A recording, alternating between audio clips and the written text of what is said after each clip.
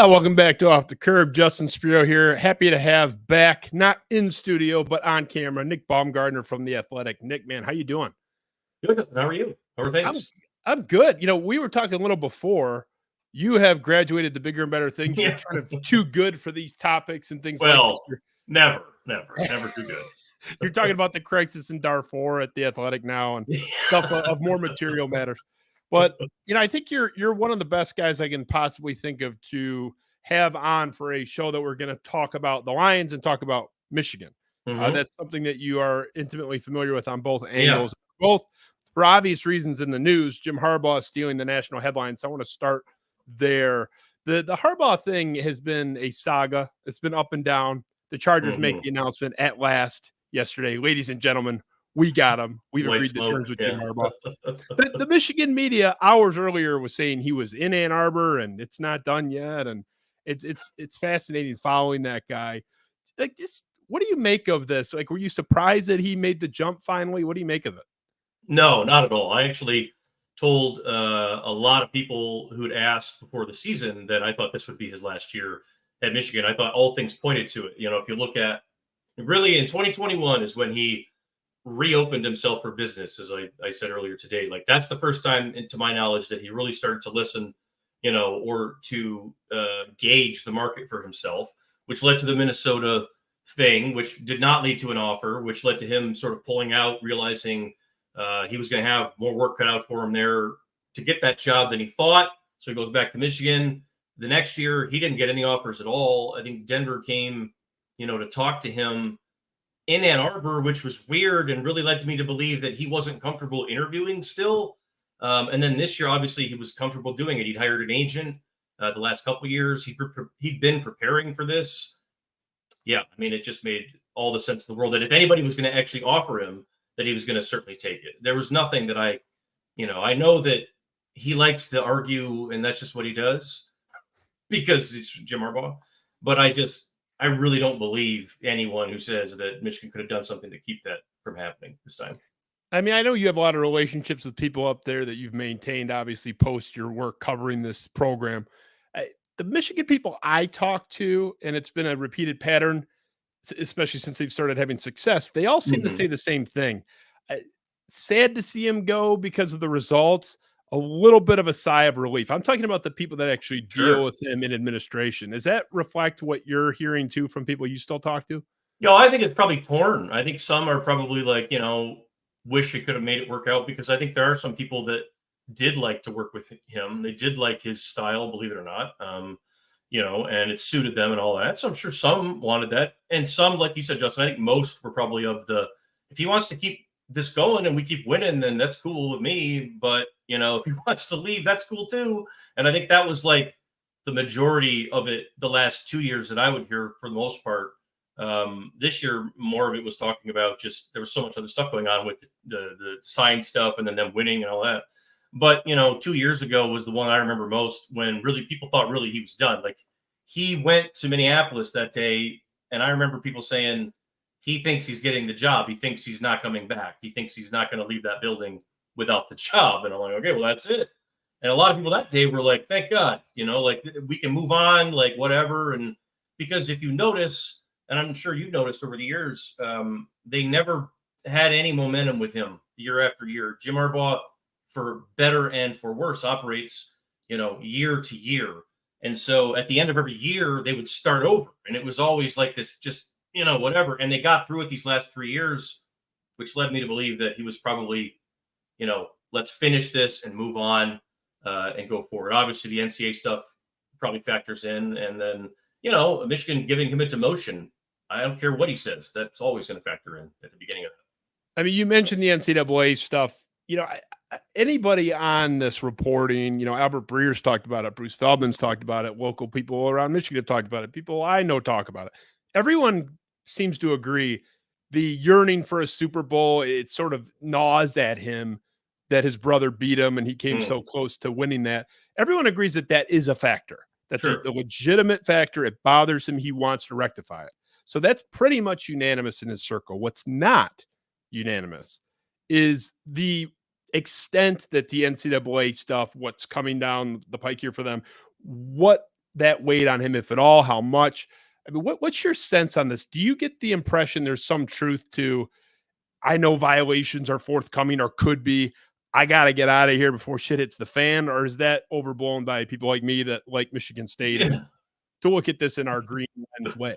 Well, I mean, I think it could be both. I really do. I think it could be both. I think Jim could, you saw the reports coming out about immunity, that he was searching for immunity from all this stuff. And you're like, well, I mean, you're not looking for that unless you think you're. And I think with Jim, he would say, well, I didn't do anything, but they could still be guilty of something or whatever. And that's his like rationale. That's how he'll handle it. And if you're not 1000% behind him on everything, even if he's wrong, like, he doesn't count you in his corner anymore. And like, there were too many of those circumstances that added up in the end. And like, I feel like all things were just pointing toward, you got everything done you wanted to do at Michigan. And when I think back to when they hired him, right, it was end of 2014, Brady Hoke's thing was a mess. The whole thing did not work.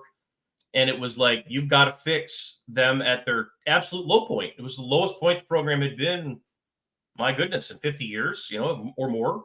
So you had to fix it. I think he took that real personal. It took a long time. A lot of stuff had to happen for that to happen, but it did go on and it did happen. So, I do think, yes, when he came back here, people used to say all the time to me that were close to him, like, oh, he loves it here. He's never going to go. But then every year at the end of the year, there'd always be something. Well, he's not too happy about this. And maybe, and I'm like, what do you mean? Like, he's not too. And it would always be something small or something little, but there would always be this little thing somewhere along the way for the 7 years that I was around him that, like, he could leave tomorrow and no one would be surprised. That's just how it always was with Jim, and probably still will be for the Chargers folks.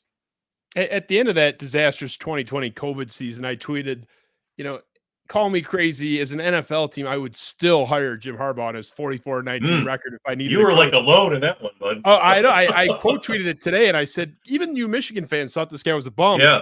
Marty over here, I did a show with Chris Castellani. He's saying he should have already been gone. This was ahead of the 21 season. He goes, why is he even still here? And I said, I give him one more year. Like, the COVID year was a weird year. Like, you had great baseball players that couldn't even throw the ball over the plate. Everything was weird that year. Bad year. Yeah. Yeah. I'm not going to fire somebody on that. So even I was more on board than I think most Michigan people were. I think it's funny looking back at hindsight at some of these articles that I've done in preparing for various shows we're doing.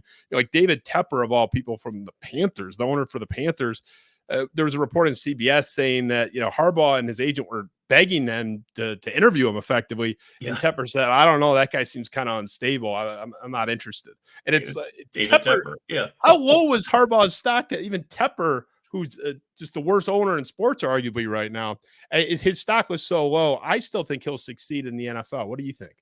I don't know. I am fascinated by it. I really don't think it's a slam dunk, but I wouldn't bet against it either, just because, it's Harbaugh. And I do think the one thing that he'll get is, and I tweeted a little bit about this the other day, out of true fascination, he'll hire a good staff. I think that's his true greatest talent. When I looked at the whole thing at the end of the day, and it counts for players too, it's his ability to identify talent in places where most people can't see it. That includes coaches. He made so many difficult decisions in 9-10 years, whatever it was, to make sure that if they were at a point where they were struggling, they got a new coach in there. Like, Michigan State, like how many times toward the end of the D'Antonio era there were one little thing here or there, if you move a guy here, and Harbaugh did that all the time, more than anybody I ever saw. And he usually did it for the better. So I think that sort of callous, like cold, and he knows talent. I think he'll build a good staff and surround himself with really talented people. And I think it'll start out fine, but after the first year, I have no idea. And it's like, and that's really always the thing with Jim. He will get people to buy in quickly. I wouldn't shock me at all if you see stories in training camp about he's winning over everybody with his quirkiness and being weird and all that. But the true test with Jim Harbaugh is month 13. It's like when you have to start the next season. And, that's the test. Can you do it for the long haul? So I don't know. I would give him a chance more than I would have a couple years ago, though. I think he's changed a lot. I think he relates better to younger people now, and has opened himself up in some of those ways to have more personal connections with people. I think that's helped him a ton. But 2 years ago, he would have had no chance. That Minnesota job that he went to try, that would have been a disaster. He was not ready for that, I don't think, yet. I think he still had to learn a lot, and I think this Michigan team, I think, helped teach him a lot, frankly. Yeah, I mean, until I see the guy fail at something, it's tough for me. Yeah, it's hard to bet against him. I mean, he's had one bad year in his whole career, and that was the fake COVID year, which I can't put any stock into. As much as I'd like to make fun of him for it, the guy wins every year, everywhere he goes. He's on both coasts. He's all over the place, 2 levels. He just wins. So, I mean, it's hard for me to find any basis really to say he's going to flame out. Yeah. It's just a matter of, can he get that Super Bowl, or is he going to be like a solid, 8, 9, 10 win guy and not get over the hump? Because the league is a little bit different as far as the Michigan component and the exit and the legacy. Let's throw out the NCAA stuff. Let's say it ends up being a relatively minor. There's going to be something, but it's relatively minor. Not death penalty, not vacated wins. Let's just assume that for the sake of argument. I would argue Jim Harbaugh is the best coach in Michigan football history. Is that safe? I think that's probably fair. You look at and you start comparing eras. Lloyd Carr wasn't there. Well, he was about the same amount of time. So you'd say Lloyd and Jim are the only 2 with the national title. Schembechler had all the conference championships. And I know that, the consistency of that is impressive, and all of those things. And I never want to downgrade the players and the people that had to, that built all that. But it was a different era. It was a totally different era. And Michigan was one of those teams that sort of were at the dance, and everyone else sort of was not at the dance, that kind of thing. I feel like Harbaugh had to do it in a much more competitive era. Like I thought Urban Meyer was as good or better than Woody Hayes when he was done like that, and I think Urban Meyer is a kind of a bum, not kind of, I think he is, the human side of him is not the coach side of him, but in terms of his on-field, whatever, it was beyond probably what Woody Hayes had succeeded because the competitive environment was that much greater. And I think for Harbaugh, it's fair to make that argument because of what he accomplished. At a time when Ohio State was at its peak, he was able to break them, and then, finish it with a national title, which only Lloyd has done, and even Lloyd's was shared, and technically. So first outright in since 1947. So, yeah, I mean, hard to argue with that. I mean, as far as Urban's concerned, you're talking to the biggest Urban Meyer fan there. I know. I was going to say, I don't want to talk too bad, but what I'm saying? I wouldn't want to hang out with the guy, but I mean, you can't argue with what he did as a college football coach, right? So, and it's the competitive, it's the fact that you have to fist fight for every kid now, and if you don't get a kid, you got to make a kid. And so that's why it's just harder now. I mean, all the coaches, I think, would say that. I agree, but I don't even need to make it his case. I don't even have to make that adjustment. I don't have to grade him on that curve. I mean, he has the second highest winning perceness in history behind Newt Rockne. Who's coaching in the Great Depression. So even without the adjustment, I think he's the best. As far as the Michigan angle here, there's sort of 2 camps. And even I love when Michigan people fight because I get to just sit back and watch it and hope they both get a little bruised. Not literally, but I like seeing them knock each other around. Yeah, I like seeing them, it's been rough for us. We're taking all the bullets. That's true. Yeah. It's a little balanced right brutal. Now. They've been dominating us. Thank God, basketball's picking up for us and falling back for them. But there seems to be 2 camps. They're fighting. There's the Michigan side that says, God damn you, curse Warde Manuel's name. That he blew this, and how could he botch this? He's the worst athletic director in the history of the university. Then you have the other camp of this was essentially a fait accompli. Like he was always going to go to the NFL. It was almost impossible. John U. Bacon gave us a quote on this situation. I asked him about what his take was on the Warde dynamic, how it played, how it didn't play. Ben, if you can throw up that quote from John. So John says, we'll never know if Harbaugh would have stayed at Michigan with another AD. We can't run the experiment twice, but it's a certainty that the odds would have been better. These 2 despise each other. John U. Bacon. Okay. Where do you land on this? I mean, are you more on the side of this was something that could have gotten done and Warde botched it, or was he always going to the NFL and there was nothing really Warde could do and he's essentially exempt from blame for Harbaugh leaving? I think that's a really interesting point by John in terms of you can't really run the experiment back because you would have to. You would have to go back to 2020 because Warde was the guy that had to deliver the message from the board that you're taking a pay cut. and we don't really, and we want to make sure we know what you're doing. And quite frankly, when that decree was made, I thought it was totally fair, because if you go back and people, yes, the COVID season was a fake season. You know what wasn't? 2019, 62 to whatever at Ohio State. 2017 wasn't fake. You know what I'm saying? Like, they had some things that needed to be addressed, and he had no interest in doing that. He'd also balked and waffled and refused to sign his contract, and thought he could bully Warde Manuel because Warde was a player on a team that Jim Harbaugh captained, and he thought, he's going to do whatever I tell him to do. And that's not how it went. And no, I don't think Jim ever got over it. He'll say whatever he wants to say about the whole, I'll do this job for free and all that. And I'm sure that, maybe somewhere deep down he would, but, I think that when that decision was made, like, we have to take a look at what's happening here, and that includes a pay cut for you. That's when he started to look, because that's right when I say 2021 is when he got open for business. When he got wind that they might cut his pay, or might, because the whole thing was about a contract being up. He refused to sign a contract before COVID and the whole thing. And he kept just delaying. My opinion on the whole thing all the time was he's delaying because he thinks he's going to get an NFL leverage at the end of this and get a big bump on it. And it never happened. So COVID happened. Everything went to hell. They ended up giving him that pay cut. And then he was like, well, I got to find out. And so he starts fishing in the NFL. And the minute they won that Big Ten title, man, like, all I heard the week after that was he's leaving. Right after the first one, right after they beat Ohio State, right after they beat, Iowa or whatever it was, that next week, I heard he's out of here. And I'm just like, of course, like, it's Jim Harbaugh, but that's what it was. And I don't think at this point there was anything that could be done, because I do think that was how it all began. But I think in time, I do think he also understood probably somewhere along the way that he wanted to coach in a league again, and, have a next step in his life. I think that's part of it too.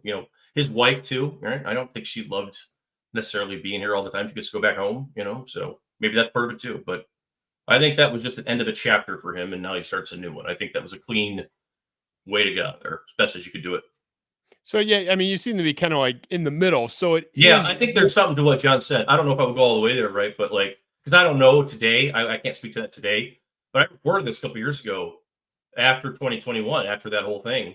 It was the Orange Bowl, right, where they lost to Georgia. Warde and Harbaugh were supposed to meet, I believe, the morning after to talk about the contract, and Jim blew him off. The morning after. And it was just like, okay, well, that's how that's going to go. And that's how it did. That's how it went for the next, until just recently, until he left. So, yeah, I mean, I can see some of that, but I don't know how far or deep it actually did or didn't go. Yeah, I mean, I think the point that John made was so strong about running the experiment back. It's like, if you could have an athletic director, sort of in the form of Santa Ono. Like, let's say we have a Santa Ono president and a fawning, obsequious Santa Ono AD. Does the Santa Ono AD from 5 years ago carried forward have things smooth enough where he's just constantly deferring to whatever Harbaugh wants? Is Harbaugh still here? I think it's certainly more likely. You can never know for sure. Possible, but you seem to be, I mean, putting a button on it. There's nothing Warde could have done. He didn't botch anything at the goal line here where Harbaugh should be here, but he's not. That seems to be I actually think that the stuff that they ended up sort of extending to him felt a bit much to me in some cases. Like, he's not a young guy, and I know that this worked, but I kept telling people, I kept asking during the year, what you gonna give him a 10-year contract? He's almost 60 years old. What, that's not, this is a young person's game, and you're about to enter an era. You kind of already are in it, but it's really going to ramp up now. We've seen it with Ohio State, spending like the Yankees, everything else. This NIL stuff, Jim is in the camp of Saban. They don't want no part of that, because the coach is going to have to be an active fundraiser, right? You know this. They're going to have to be involved with, what these kids are and aren't getting. And Jim was one of these. I don't want anything to do with it. I want them all to get paid. Somebody else worry about it. And that's just not how it works anymore. I think that was part of it too. I think he understood not just the violation stuff, because I do think at the end of the day, I'm not sure that'll end up being anything so significant that it'll matter in the grand scheme. But the game has changed to a point where I don't know if all things are equal if he loved it, and so I think that he would rather maybe try his hand at this again, and who knows? My question is if it doesn't work there, what's he going to do then? I have no idea. That's that's sort of the question. He's not going back to college. I can't imagine. No. Yeah, I mean, I don't know. You talk about the 10-year contract being excessive. If Jonathan Smith wins a national title and wins 3 straight Big Tens, I'll give him a 100-year contract. I'll give everyone in his family a 100-year contract. Yeah, that's maybe fair, and that would be the answer. A lot of people would say, like, if he wins a title, give him he coach till he's 80. I'm like, okay, well, hey, then that's fair sometimes too. So it was a tough one. This was a tough deal. Things popping up. Okay, so I wanted to move a little bit on the Lions here, your other area of expertise. Yeah. So obviously, it's an incomparable season in terms of crazy excitement, success. It's been wild. What do you just make of this? Like, were you surprised? I'm going to get into the weeds a little bit with you on what we talked about prior when you were here a couple of years ago, but just general reaction. Were you surprised by how far they've gone and how they've looked this year? I am surprised how far they've gone. I am absolutely. This is the first I've really truly been taken aback by sort of what's happened. I thought they would get one. I thought they would get in. I'll say that. I thought they would get in this year. I thought they would have a chance to win that division. Obviously, I certainly thought they would get in. I said that back in training camp. Like, this roster is good enough to get into the playoffs and probably good enough to win a playoff game. So I thought this team has a really good chance to get one. And when I was sitting there looking at it after that Cowboys game, especially, it was like, well, it's going to be interesting, to see how this plays out. But at the same time, not shocked that they're here either, because they're the type of team that once they get into a playoff situation, the way they run the ball and the way that their identity is, physicality, they're hard to play. And so they're going to be hard to play on Sunday. And it really hasn't surprised me at all. I think if you look back at every game that they've had under Dan Campbell, it's only been really a handful that they've been smoked where they just had no chance. And that speaks to how they play the game. And so they're always in it. And, it doesn't really shock you at the end when they're still sort of grinding through them. Well, speaking of being shocked, I'm shocked by the whole success of the regime. Now, I came out strongly in favor of Brad Holmes. It was his first time as a GM, but I thought he checked a lot of the boxes. I was pro Holmes. I have been a Jared Goff apologist forever, so I'll get to that in a minute.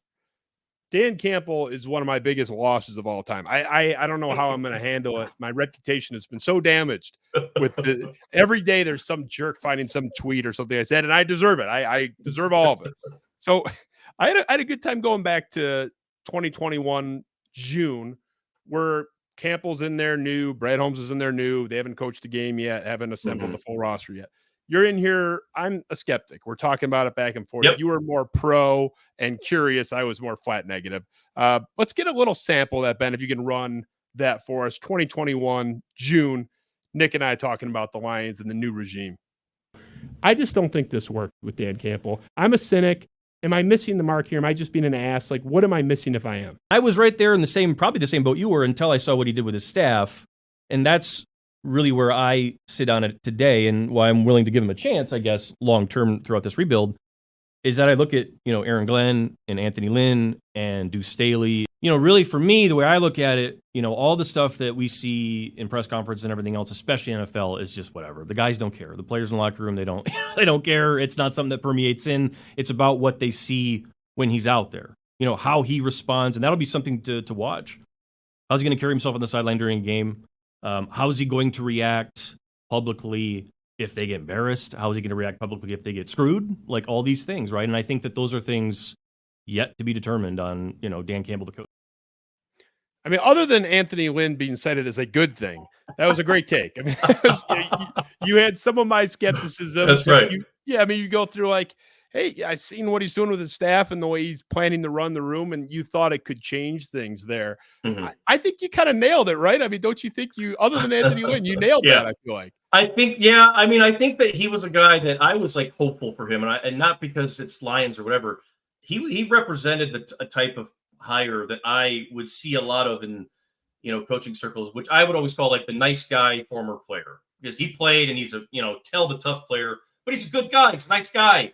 And those guys always get looked at as like the pushover, soft, like sloppy, because a lot of times they were, fair or not, and that's whatever. So I was always very hopeful that he would, at least acquit himself well. But I will say that, and Anthony Lynn obviously didn't work out, but like the fact that he was able to get guys like Aaron Glenn and Deuce and Anthony Lynn too, and others at the time that had options to go somewhere else and do anything else but go to, bum ass Detroit with a guy that was, yelling and screaming on the thing. Like, he got those guys. He got Aaron Glenn like right away. He got Staley like right away. Deuce, I think, could have gone to the Eagles, for crying out loud. Like, he had a couple pulls in that first couple, whatever, even in the back end, like that were like, whoa, he is okay. And then you start talking to people a little bit, and you could see the respect level. And it's very understated. He's just a guy that never bragged, never talked much, was not a coordinator, didn't ask to be a coordinator, didn't care if he was ever a coordinator. Obviously, we see now why that makes sense, right? But, I will say this. I don't know if I had heard this by the time we had that interview, but someone had told me somewhere along that time that was very close with him back at A&M when they played at A&M. And they were all close with Cliff Kingsbury, too, at the time, who was, a hot name with the Cardinals and all this. And they'd said that if you sat Dan Campbell and Cliff Kingsbury in a room and told them to talk offensive football and distorted their voices and covered their faces, you wouldn't be able to tell who's who.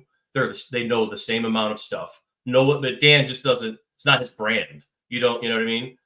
And that has shown up. I've thought that in my head for 3 years, and it's shown up in just about everything he does. It's very understated, but like, he knows what he's doing. And I think that that has come across pretty loudly. Yeah. I mean, as far as the right, wrong nature of this stuff, that's settled. I was wrong. I was objectively wrong. And he's shoving it in my face, in my face, and a lot of people's faces.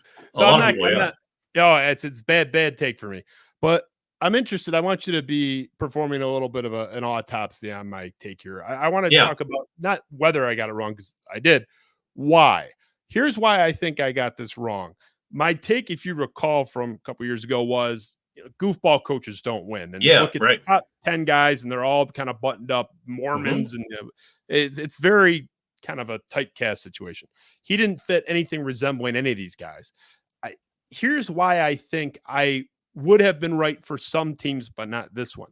I think the Lions, with all their years of losing and the weighing on them, they had a unique need for somebody like him. Not to say he would have failed elsewhere, but this was a particularly good match. Like Boston Red Sox in 2004 are a great example, where they brought in a bunch of, Johnny Damon. It's a bunch of a guy like, Kevin Millar. It's a lot of guys that were kind of loose and had crazy hair and didn't give a shit, and they were drinking, and they were almost kind of too loose to not like to give a shit about the curse. They didn't really care, even when they fell by 3-0. 2003, 1 year earlier, when 5 of their key players from 2004 weren't there yet, it was a tighter group. They were wearing that.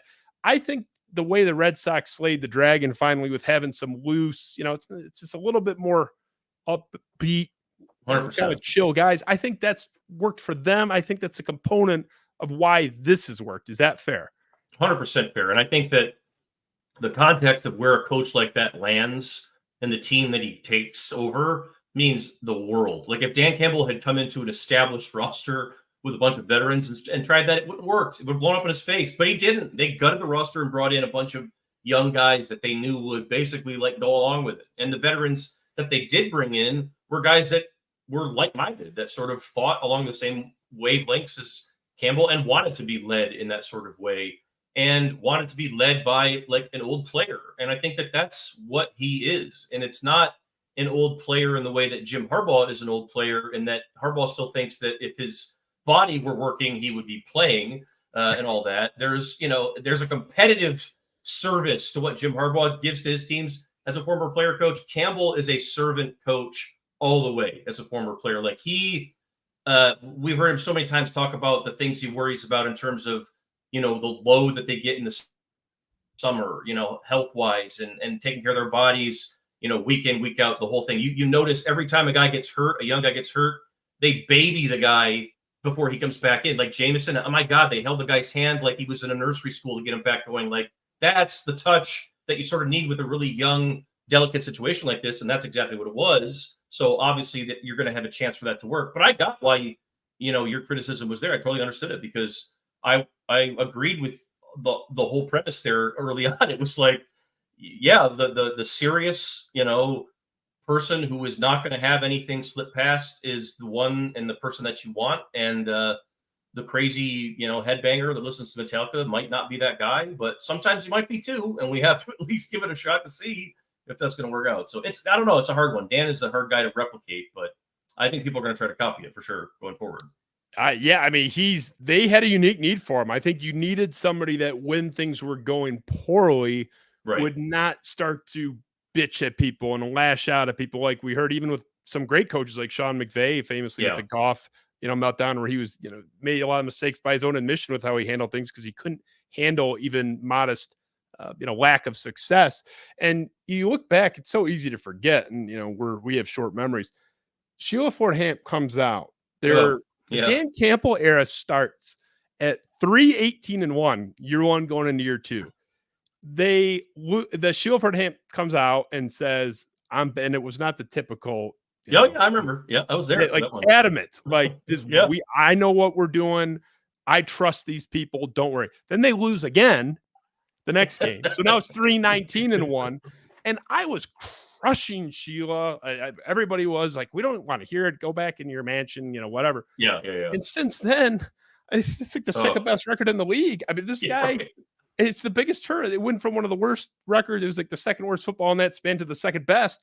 And one of the most incredible turnarounds. Does Sheila Ford not get a huge chunk of credit for not only the initial decision, but not wavering one bit and having the guts to go out there at basically the lowest point of the low and say, I know what I'm doing. I trust these people. They're going to turn this around. And then one loss later, immediately it starts happening. I think it's one of the most outstanding ownership moments in the history of this town.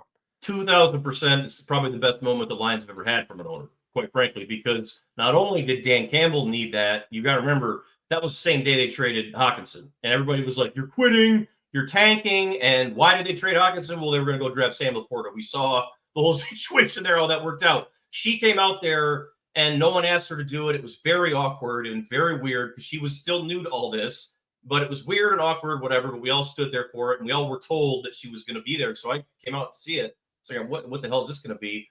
And she was very serious about the whole thing and wanted everyone to know that, she took this real serious in terms of the research and not just herself, but Spielman and everybody else. And these were the guys that were going to do it no matter what. And I think Brett Holmes needed that as much as anybody, because the one thing when we were talking about that earlier, and I was just thinking about it, like Campbell, the difference between him and a lot of other guys at 3-19 or 2 and whatever it would have been, is that like, I feel like the reason why he didn't start poking and screaming at people inside and like screwing people over, which we often see, the Game of Thrones begins when you're struggling, is he never worried about getting fired. I don't think he ever worried about it, ever. And I don't know if it's because Sheila said, whatever. Well, I don't think it is, but I don't think he cared one or the ever about that. I think it was always like, I'm going to come in here and try to do the best I can every day. If I get fired, whatever, I'll go back and work with Sean Payton. It is what it is. Like, that's the type of confidence that you get when you hire leaders like that. Aaron Glenn is like very similar, and he takes a lot of flack from a lot of people too. But I think he's the same way. Like, if you fire me, man, I got a line of people that'll hire me in 5 minutes. It's not a big deal. Like, I'll figure it out. I've been in this game my whole life. And I will continue to be. Matt Patricia at 2:15, whatever, would have been firing the janitors and, burning the water coolers and everything, right? Like, that's when we see the craziness. And that's when we saw the best of these guys, quite frankly. And yeah, Sheila for sure gets a ton of credit for it. She took it serious, right? That's all anyone ever asked of her. Take it serious. If you don't know something, hire somebody that can help you understand it. And she did all that. And I think that she deserves a ton of credit for all that, all this whole thing, quite frankly. Calvin Johnson's on the field at playoff games. Barry Sanders is on the field at playoff games. That's Sheila. That's really not anybody else. And I think that she deserves a lot of credit for that. Yeah, we talked a little bit about Calvin when you were in studio because things were still really bad. Yeah, they were bad. He's going on TV and didn't barely mention him in the Hall of Fame speech. Yep. It was really bad just 2 years ago. Mm-hmm. And that she healed that too. I can't think of a comparable, nothing that would beat it, but nothing that even matches it in terms of forget the Lions. I mean, Mike Ilitch, they've had moments. I can't remember an owner coming out like that. And everything is against you and everybody's ripping you and, perhaps justifiably so. And you're the only one other than the biggest slappy, probably the Detroit blogger types that think this is actually going okay and that it's on track despite all evidence of the contrary. And then after one loss, it's completely turned around and she was right about everything. And she was right to tell us, hey, calm down. You guys don't know what you're talking about. It's the biggest mic drop I can recall. I'm so happy to be wrong about her. And I'm sure she'll make mistakes like they all do. But she is already the best owner in the history of that franchise by 10 miles. It's so cool, man, because like I think she's a pretty cool lady. Like she I think really took this serious because the story with her goes way back. Like she wanted to be in the NFL back in the 70s. She went to Yale, I think it was, or one of those Ivy schools. Yeah, she was a Yale girl. Yeah, one of the first women's classes, I think, back out in there, whatever it was back in the day, but wanted to go in the NFL, and it was like, you can't, you're a woman, you can't do this. So she had to go and do other things. And then when her mother took over, when Martha takes over, and I think there was so much like internal family, like, do we even want to keep this thing?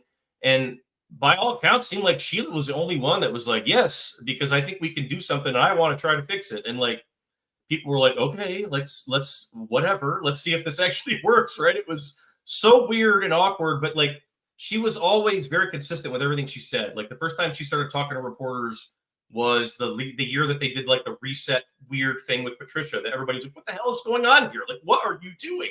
And at the time I was like, I think she's just trying to figure out what is happening in this like whole thing. And then once she did and knew what she wanted after that, like it's all taken off. And it's been a really cool thing to see. And from someone who I think probably quietly watched a lot of the mistakes that were made by family members for years and years and years and said, hey, I probably could do better than that if I was given a shot. And lo and behold, here you are, right? I mean, all these years later, but yeah, there's no comparison. She's clearly the best Lions owner. And like, I can't, there's nothing else to compare it to. Who else could save the Lions? But it's like unfixable. That's what everyone thought.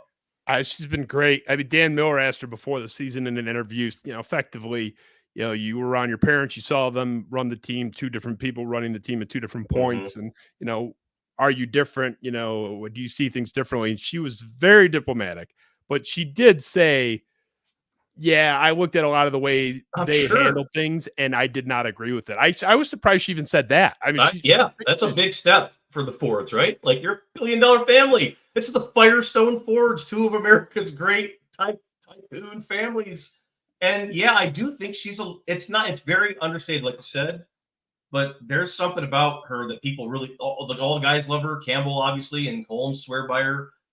She's like a stand-up lady. Like she means what she says, and she's really not going to lie about something if she doesn't believe it. So when she gets asked by something like that, I don't think she's totally going to lie, which is, you expect a billionaire to lie. And, the last time she was out there on the field with Kelvin, she got booed out of the building. I'll bet she gets a nice round of applause next time she's out there. Round of applause? I'm going to prop her up on a chair at a bar mitzvah or something. Well deserved, I would say. Throwing her up in the sky. She's aces with me. I mean, what a job she's done. And you mentioned the confidence in Campbell, that she's given in him and vice versa. I think that does matter. And, you said confidence in his job and security, which I agree with. But not to the point of complacency. He switched up Aylin at the OC spot in his first year. Aubrey Pleasant, he blew out of there. So, he is willing to make changes. He's kind of like the perfect balance where he's not firing the janitors, but, he feels secure in himself and he knows what he's doing, or certainly at least believes he knows what he's doing. Last thing, and then we'll get you out of here. Jared Goff, look, for all the shit I get on Campbell, there's like 3 people, and you were not one of them. I was not one of the Goff people. Absolutely not. No way. There were only like 2 or 3 others. It's like me, few of you, yes. Chris Burke was on the Goff train, but he was like alone too on that one over here. Who was? Chris Burke with the Athletic. Chris Burke. Yeah. He was definitely one of the first ones that was like, maybe we should just see if this guy might be okay, everyone. And I was like, okay. Yeah, I think it was me, Chris Burke, Wade Fink, and like Chris. That's about it. Beyonce. Yeah. Those are the 4. Beyonce. It was a small group. So this is a fun look back, and we'll revisit this. Our 2021 conversation before Jared Goff had taken a single snap in Detroit. Ben, if you can run that just to give us a little framing and perspective. How do they see him in your mind? Like Holmes is the one that's the best question. That's the one, the like $1 million one, really, in my mind is, what is your, you being Brad Holmes, what is your honest to God opinion of Jared Goff? When you saw that, it was like, okay, well, did you take Goff because, you had to take his contract to get those picks back? Was that part of the deal? And if that's the case, then I'd be like, okay, fine. Then take him, take the contract. Or is it, I really think Jared Goff got a bad rap with with the Rams. I think that the system didn't work. I think he lost confidence, and I think we can fix him. And I think that there's a lot of good football in there, and I think he's our guy. I don't know what it is. Yes, I mean, we were talking about the whole bridge quarterback angle. We've seen Yeah, now. that's what I thought it would be. Yes, yep, and that was common. And my take, which wasn't expressed there necessarily, was I think he's more than that. I just think you have to protect him, and that's how it'll work out. They've done that, so obviously you're surprised this has worked, right? Why has it worked better than you thought a couple years ago? I think Jared Goff has surprised me with his toughness. I did not think that that was the thing that I really the way that it fell apart for him in LA so publicly from a confidence standpoint. You see that, and you're just like, he's crumbling, man. Like, he's not handling the pressure. So like when he got here, you could tell the confidence was at an all-time low. And the reason why Campbell fired Anthony Lynn or demoted him, and speaking of, Anthony Lynn's coaching with 49ers right now and still fairly highly thought of. He and Goff did not mesh at all. They were like oil and water, and still very like a, I don't know, like sensitive point in Goff's life, I guess. And something happened somewhere along the way. I don't know what it is. I think it's mostly probably Goff plus Ben Johnson. I think obviously he helped a lot too, but most of it I think was Jared Goff probably telling himself, like, I have to commit to being here. Like, I have to commit to being part of the rebuild here, and not just like here until I can figure out how to get the hell out of here and get back into a real place again. Because I feel like when he first got here, that was like the default sort of vibe that everybody had, because no one knew what was going on.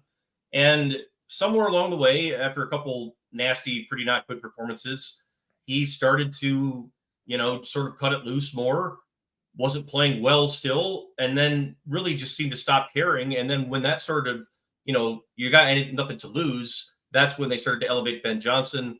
And I think everything took off from there. But really, I think to your point from the very beginning is, if you can just get the guy confident again, there's really no reason to think that you couldn't have him stand behind a pretty good offensive line, support him with a good run game, and let him rip the ball, because he's always been an accurate passer. He's always got the ball out fast. So it makes a lot of sense that it would work. Now the big point will be is what do you pay him next? I have no idea, but yeah, I gotta say, I did not think that this would go this well. No, I thought he had a chance to be good or solid. Yeah, but solid was the term you used. His name, my God. When we were having that discussion, not you and I, my former roommate in college, Ryan, and I were talking about Goff, and he hated him and said he's just a bridge. He's was just along for the ride with the draft picks, and that was a common opinion. I went through some of the issues that that were in the ESPN article that came out about McVay undermining him and breaking down his confidence. And Ryan's take was, come on, you're a $30 million a year quarterback. Like, do we really need to babysit your confidence? And I understand that point, but for whether you like it or not, Jared Goff is a guy who thrives when he's supported and does not handle internal adversity necessarily well. I think he's fine facing a tough defense. I think he's fine even with the media yelling at him. I don't think he handled McVay's internal, what he viewed as betrayal, well. And the Lions are the complete opposite of that. Did you break news with that Anthony Lynn component? I didn't know that was why. I just figured it was because the offense wasn't working. There was a Goff issue there. I think that's been talked about. I think at the time, if you go back and you watch during the Rams game of that season, is when that was the first game that Campbell wore the headset. He was calling plays at the time, if you remember. And it was this whole thing, like, was he demoted? Was he not demoted? They didn't really talk about it. And then Lynn came out and more or less said that he had been demoted, and Dan and Lynn and Ben Johnson were sort of working together with the game plan. And Dan was the one who was on the headset sending the calls into Jared Goff. For Dan, it had become, I have to talk to my quarterback during these games to let him, like you just said it, to let him know that there's nobody over here that's not behind him. Because like that, I think was, whether Anthony Lynn meant that or not, I don't think he did. But I think he's more of an intense, probably loud guy, right? That's just how he is, older dude. And I think there were times where maybe it rattled Goff a little bit more than he wanted to, or maybe it upset him. And that was a big moment right there when they shifted. It wasn't just Ben Johnson building an offense around Jared Goff's strengths, which they ended up doing. And Anthony Lynn didn't want to do that. So that was the other part of it.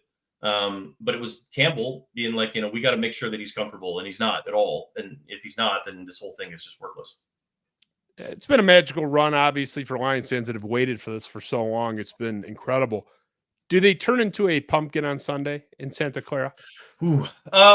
They could, but I also think this is the type of game that they'll have a chance if it goes the way they, if they can start the way they want to start, like the way Green Bay played the game last week, the way they managed the game, I'll say, the way they had the possessions down, San Francisco's possessions were low, which, you're going to get 2 or 3 from Brock Purdy every game that you're like, okay, it's 500. Go see if you can get one.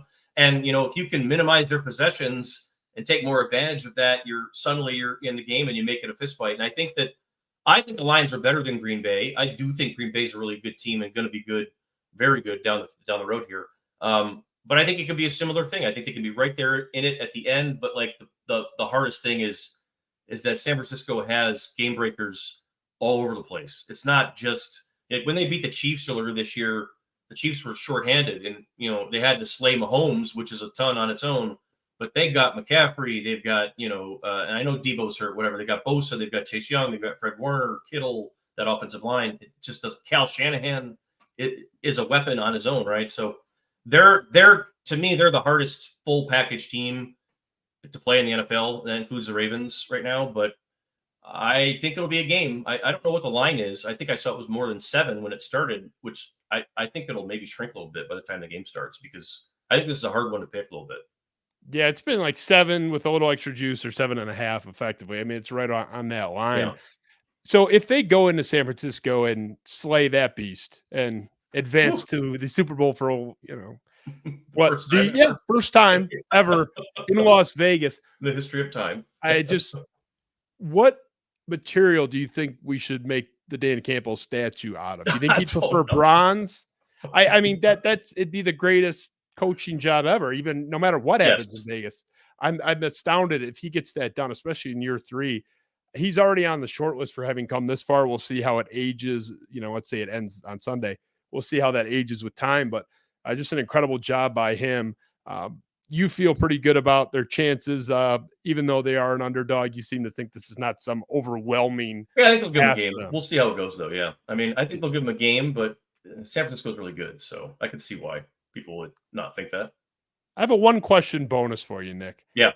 And I want to have you at some point down the line in the studio to do a longer form. Yeah. But you did write a great book on the 1997 Wolverines, which I couldn't lie to you and say I finished. I'm in it right now. So. Good. But I can't lie and say I'm done, but I'm reading it. It's on my Kindle. And I wanted to get your just short answer. 97 versus 2023. How's that game play out for Michigan? 97 versus 2023. 97. 97 wins that game. Really? And here's why. And maybe I'm wrong, because this is the 23 team would give them a fight. It would be a good game. But I will go with the 97 team because the Big Ten in 1997, this is what I reminded myself when we researched and wrote the book. The Big Ten was like the SEC is now back then. All of the best players in the country played in the Big Ten. And the schedule that team had to go through that year was ridiculous. I mean, Penn State at an all-time high, Notre Dame when Notre Dame was legitimately good with players back then, Colorado when they had players, Saban was at Michigan State still, Ohio State was Ohio State, on and on. Iowa was good. They didn't have any breathers. Not that this team didn't have to earn it at the end, but like the first 8 weeks of their season were kind of like whatever, right? So I'll go with the 97 guys. I'm biased probably because I got to know a lot of them during the book too. But they're like Woodson, for crying out loud. Tom Brady's on that team as a backup. Brian Greasy, like but Tom Brady's not helping them. He's still hey, in theory he could if we're just going to do a 1-game situation. That's how I look at it. All the talent on the one versus all the talent on this one.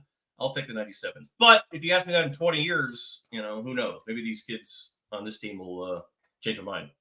Yeah, I see what you're saying about the high-end talent. I mean, analytics, for whatever you value, S&P Plus and Sagarin, I mean, they all favor the 2023 team. And it's not really even that close. I mean, Sagarin has Michigan. I'm pretty sure that 97 team is like the 4th best team in the country that season. Right. It's the offense because their offense was so horrible or like just didn't do anything. But it's not because they didn't have talent. And like that's the thing I think that's the misnomer about that team. Like they played like that on purpose, like or whatever. And so I get it. And I get why this team would be ranked higher, but it'd be a fun game for sure. I like your theory that Brian Greasy's going to get benched mid-game against the 23 squad. You never know. Tom Brady's going to shuffle off the bench. Yeah, I wonder if they're gonna boo Brian Greasy like they booed Tom Brady when they were trying to get Drew Henson in there. That's a different topic. Right, But you never know. yeah, they always want their guys dead right before they do great things. They wanted Harbaugh fried, they wanted Brady fried, and they got to stop counting their guys out. I'm a bigger fan of their guys than they are sometimes. Well, you know, that just means Juwan Howard's about to win a championship here in like 2 years. You know what? That's the exception. They're right to want that guy gone. Probably so. It seems. Probably. But yeah, that guy is terrible. He is following as close, but it doesn't look like it's going well. Oh, it's not. He is a D plus from a acumen, like coaching, just actual coaching X's and O's standpoint. The guy has no interest in participating in NIL. I've heard from multiple people up there. And that's you said Harbaugh wants everyone to do it. I was told Harbaugh at least like goes to some golf outings where it's, raising money for NIL. He does some stuff. Right. Howard refuses. I mean, they got to get rid of that guy. That's the one guy the Michigan fans want out, and they're actually right to want him out. They're wrong about everybody else. Everyone else is wonderful. You're wonderful, Nick. We went way over what I said. I apologize for that. No and I thank you for your time, man. Thanks so much. Yeah, absolutely. Just anytime. Nick Baumgardner of The Athletic. Awesome to have him back in some form. And really, like I said at the top, you can't do much better for a Lions Michigan show. Off the curb, Justin Spiro. We'll see you. Go Lions on Sunday.